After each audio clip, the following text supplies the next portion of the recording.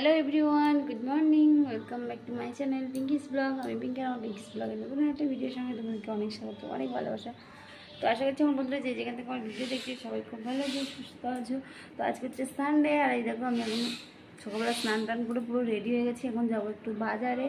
আর ওই যে দেখো গ্যাসে বসিয়েছি ছোটোটি করে ভাত। তো কেন বসিয়েছি সেটাই ভাবছো।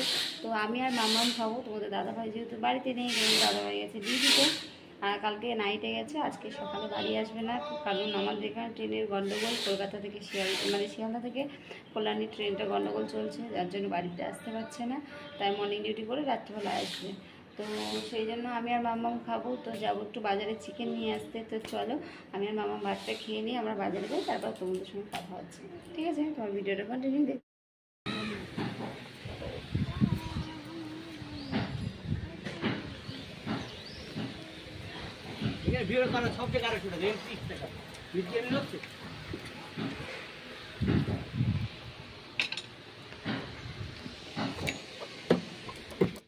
এই দেখো আমরা বাড়ি চলে এসেছি। তুমি কি নিয়েছো?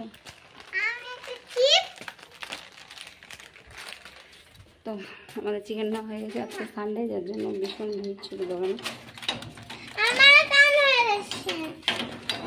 এখন গিয়ে কী করতে হবে? রান্না করতে হবে, তাই তো? একটা ছবি তুললে দিয়ে আসো। তো এই যে দেখো বন্ধুরা, আমি এই যে চিকেনটা বসিয়ে দিয়েছি। এই যে সবেই মাত্র জলটা দিলাম, তো সেই জন্য। তো চলো, এখনও হয়নি, প্রায় 2টো বেজে গেছে।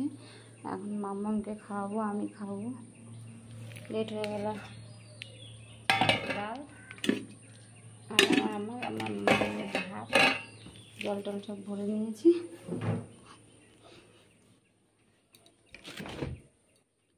চাটনি খাবি নাকি মানু? চাটনি